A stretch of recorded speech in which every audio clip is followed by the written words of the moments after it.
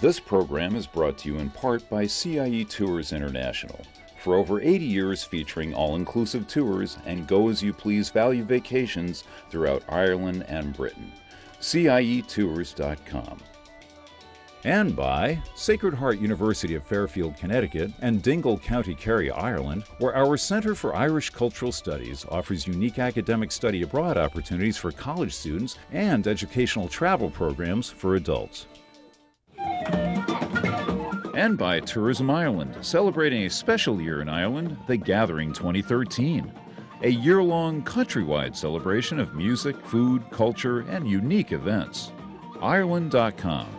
And by... Today you'll find the Irish Americans where the need is greatest, giving time, money, talent, and concern to whomever needs it most, contributing as only the Irish can to the spirit of America. Mutual of America, your retirement company.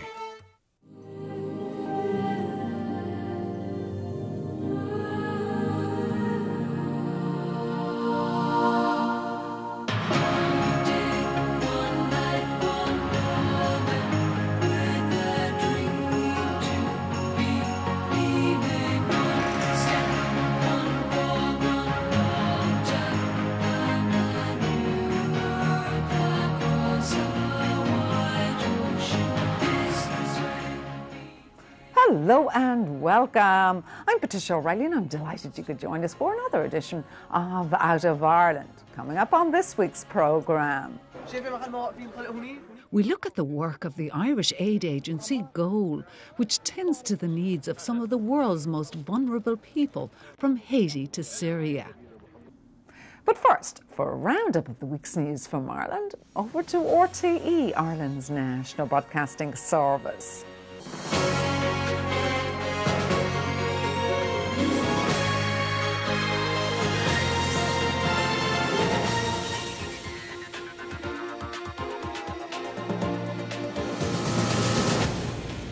A midwife manager at Galway University Hospital has said she was the person who referred to Ireland being a Catholic country while explaining to Savita Halappanavar why her pregnancy couldn't be terminated. Anne-Maria Burke told the coroner's inquest in Galway today she was sorry for the remark, which wasn't meant to be hurtful. The inquest also heard from the consultant who treated the 31-year-old. Dr. Catherine Asprey said there was a systems failure in the care given to her. In a dramatic admission, Anne-Maria Burke, midwife manager, seen here on the left, said she was sorry for saying to Savita Halappanavar it was a Catholic country and a termination of pregnancy was not possible. She told the inquest she did not mean it in a hurtful way. It was said in reply to Miss Halappanavar explaining she was from India and was a Hindu. Coroner Dr. Kieran McLaughlin said the words had gone around the world. Meanwhile, under cross-examination, Dr. Catherine Asprey told the inquest that Savita Halappanavar's life was not at risk on Monday or Tuesday, the 22nd and 23rd of October. Despite a dilated cervix and ruptured membranes, Dr. Asprey felt there was a small prospect the fetus would be viable. She said her view was the law meant that even if there was no prospect of the viability of the baby, a termination could not be done, as Miss Halappanavar was okay and there was a fetal heartbeat.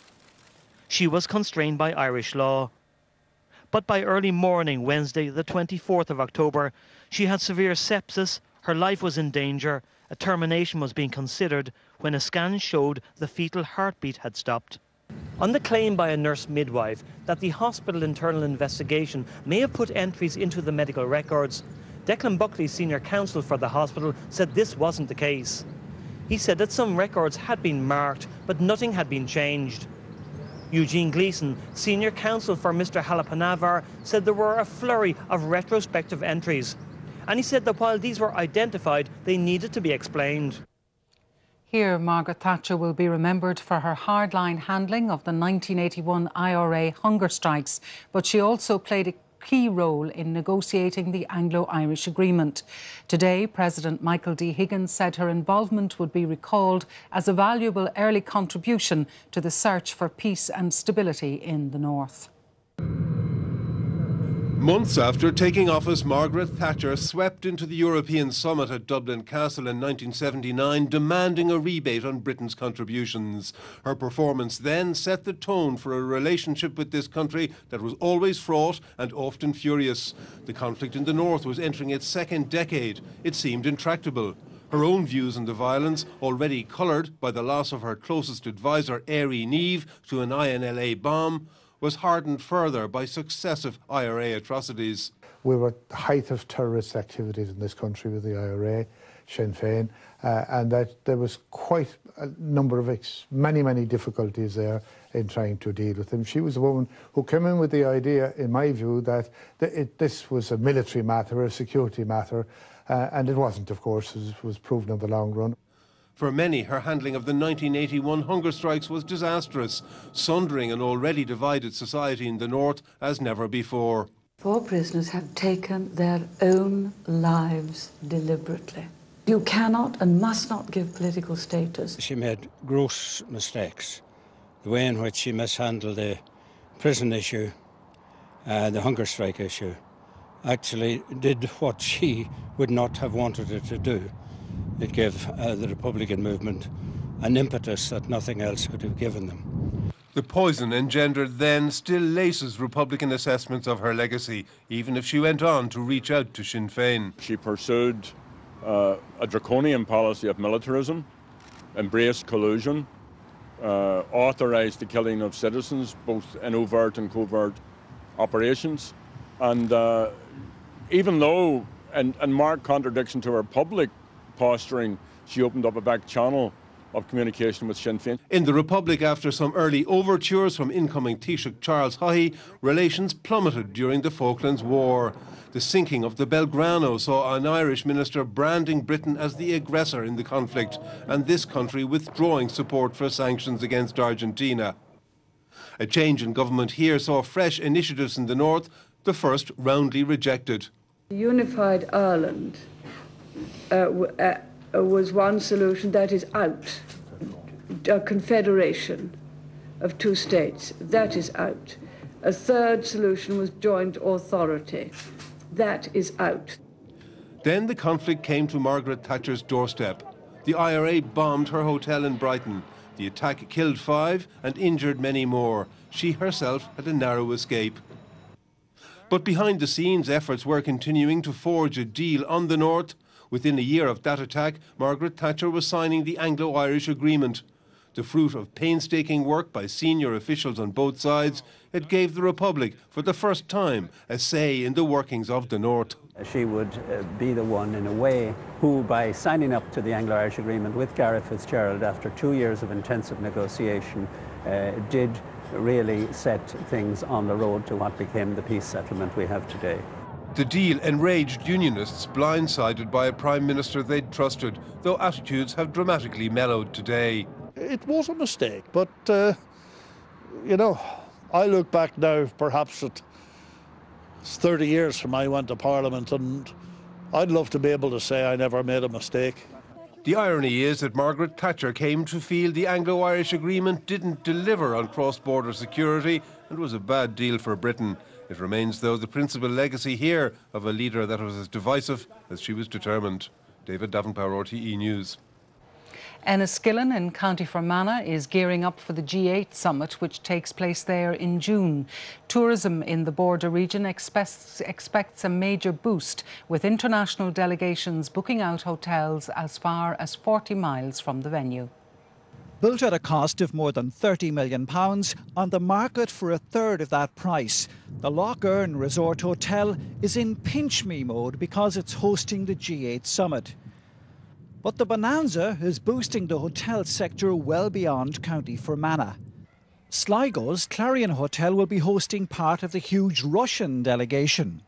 All of the areas, counties, Donegal, Cavan, Sligo, Leitrim, Monaghan, I'm sure have all benefited for it. So, and as I say, in advance of the summer season, it's a very nice event to have here. For security reasons, the Slieve Russell Hotel can't say which superpower it will be welcoming. But in its 23 years of trading, the Ballyconnell Hotel has never received such a booking. It's the single largest booking we've ever had in the sleeve rustle, in the history of the sleeve rustle, without a doubt. And it's equivalent to the 10 or 12 weddings.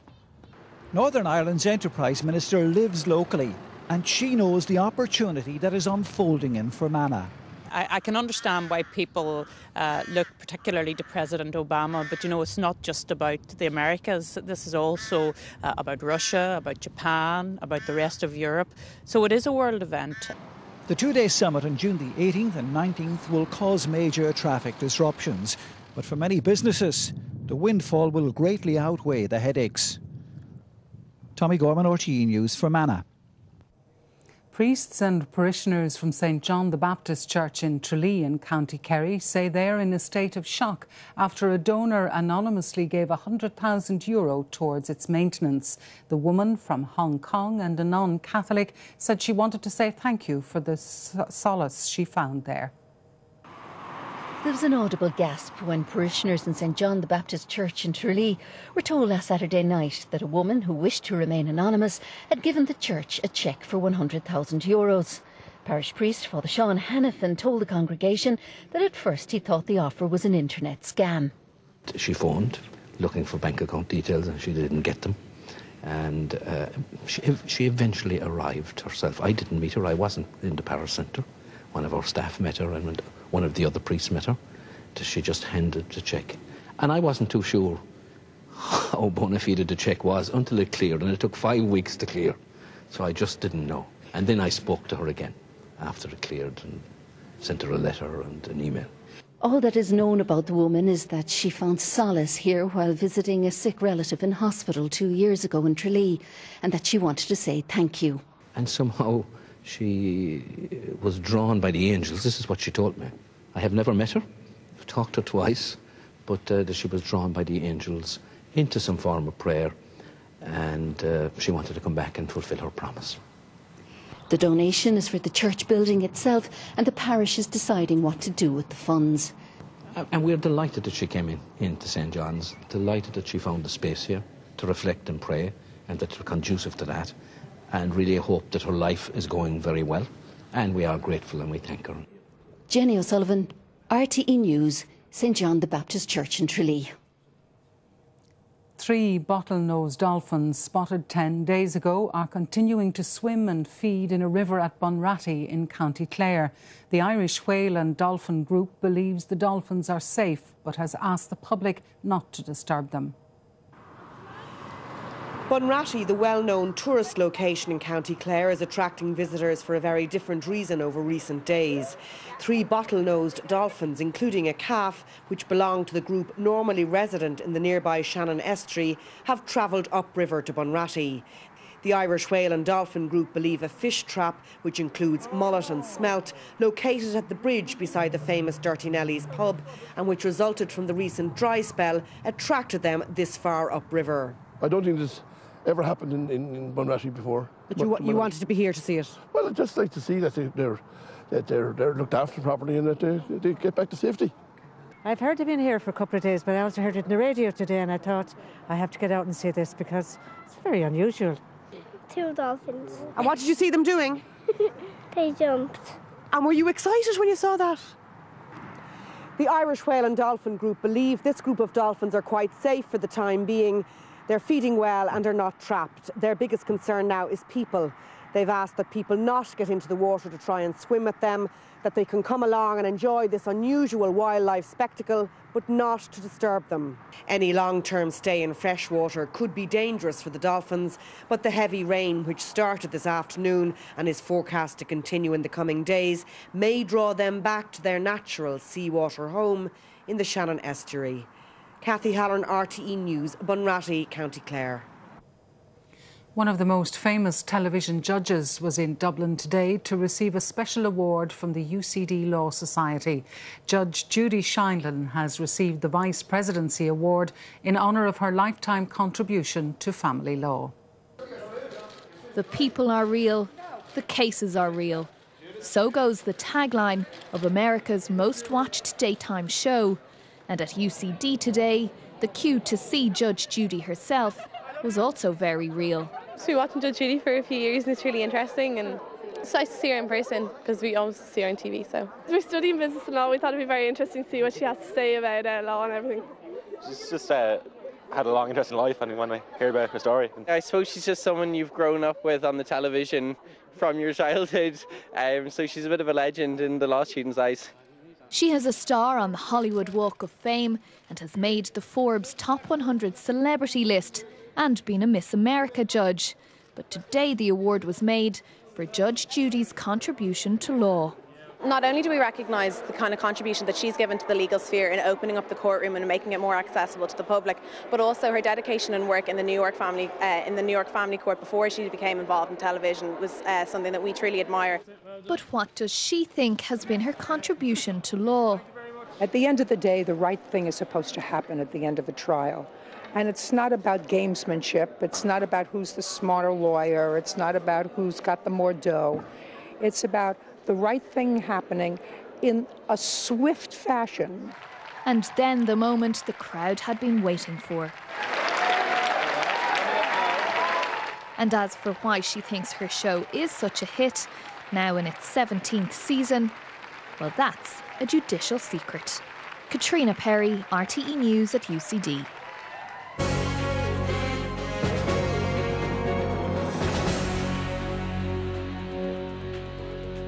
The news from Ireland was, as usual, brought to you by RTE, Ireland's national broadcasting service.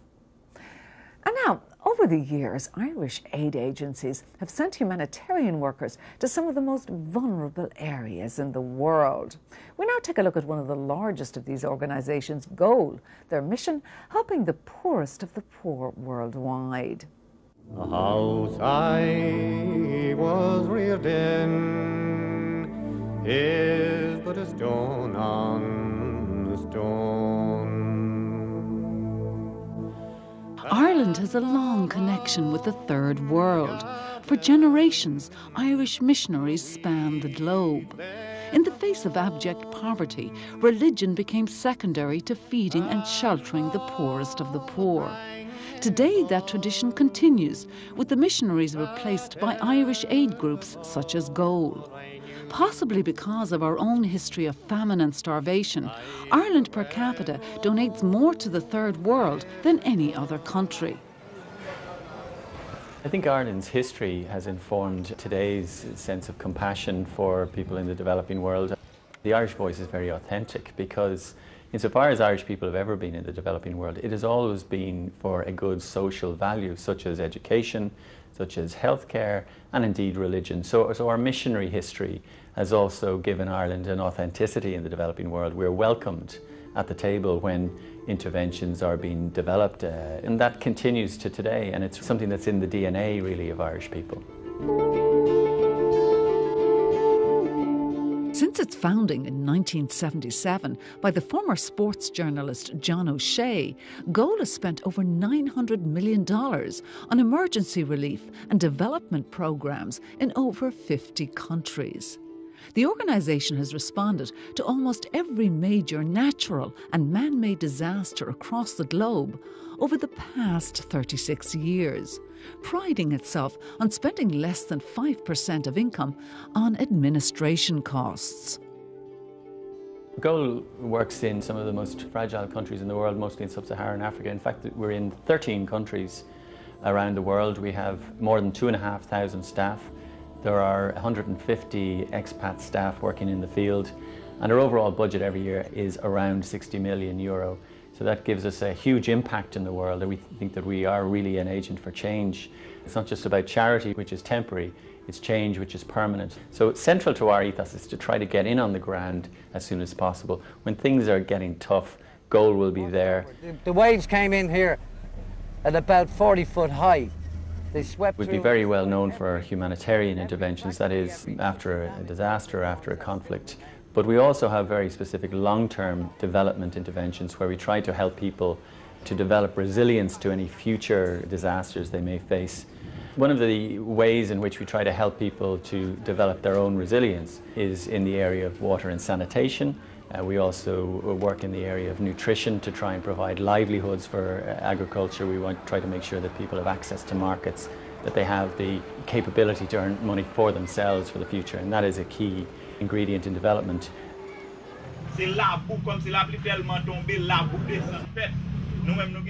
Haiti was already considered to be one of the poorest countries in the Western Hemisphere when it was hit by a massive earthquake in January 2010. In the immediate aftermath, GOAL was one of the first overseas aid agencies on the ground with the responsibility of feeding some 500,000 people. 3 years on, GOAL is still committed to Haiti, helping to rebuild lives and working to find sustainable solutions to some of the country's long-standing problems. I was the country director for GOAL in Honduras when the earthquake struck in Haiti, and part of working for GOAL, it's a dynamic organisation, and while we weren't operational in Haiti, that was no impediment to us becoming operational immediately following that disaster. So within hours, I was moving from Honduras to Haiti. I arrived the following morning and saw firsthand the devastation that had struck the country. There were bodies all over the streets. There was 130,000 people dead in Port-au-Prince. So it was horrific to bear witness to. The team arrived in, and within days we were operational and distributing emergency supplies. It's all about water in the immediate aftermath. People will survive for a few days without food, but water they need immediately. But because of the debris that was littering the streets, movement was a major problem. Panic was setting in, so people were desperate to get food and desperate to get water, so they became our priority. So when GOAL went into Haiti, we focused on emergency intervention to keep people alive for the here and now. Our programme has developed since then. We're now focused on livelihoods and building people's capacity to help themselves, helping farmers get to markets, helping people to step up and in the future to be able to help themselves without our assistance. That's where our focus is now. Over the years, GOAL has worked in some very difficult circumstances in many parts of the world. Right now, probably the most challenging and indeed dangerous is their efforts in Syria. Every day, the conflict there claims more lives, and at least 4 million people are in urgent need of humanitarian assistance. This conflict has been going on for 2 years. More than 70,000 people have died as a result of the conflict, according to the UN. So we work inside Syria.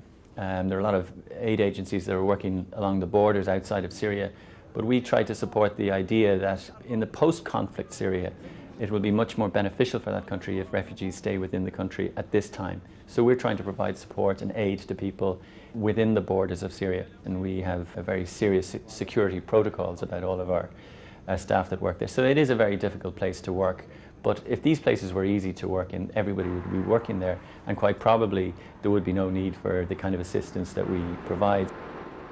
And it became quickly clear to us that there were huge needs there in terms of food and in terms of shelter and in terms of blankets and medical equipment.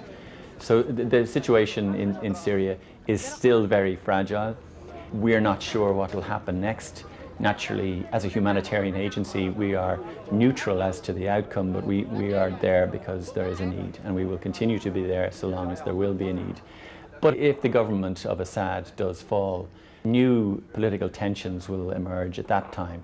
And of course, that'll lead to a huge reassessment for us as to where we can operate, how we can operate, and indeed whether we can operate there.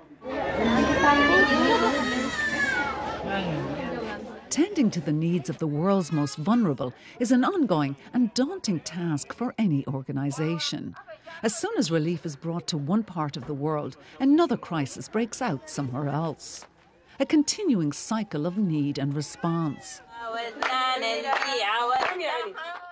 But Barry Andrews from GOAL believes that while slow, progress is being made in the fight against poverty and deprivation.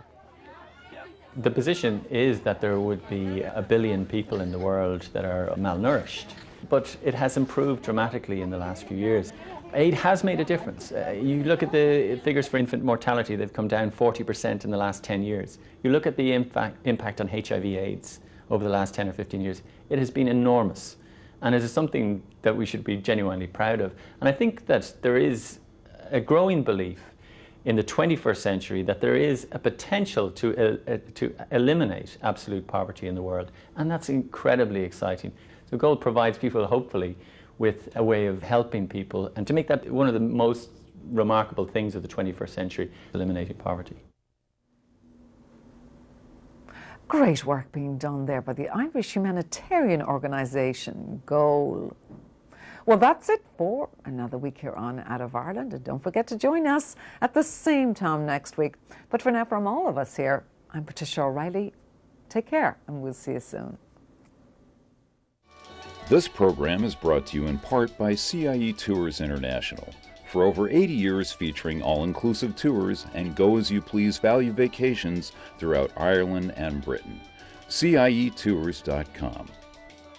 And by Sacred Heart University of Fairfield, Connecticut and Dingle, County Kerry, Ireland, where our Centre for Irish Cultural Studies offers unique academic study abroad opportunities for college students and educational travel programs for adults. And by Tourism Ireland, celebrating a special year in Ireland, The Gathering 2013. A year-long countrywide celebration of music, food, culture, and unique events. Ireland.com. And by... Today you'll find the Irish Americans where the need is greatest, giving time, money, talent, and concern to whomever needs it most, contributing as only the Irish can to the spirit of America. Mutual of America, your retirement company.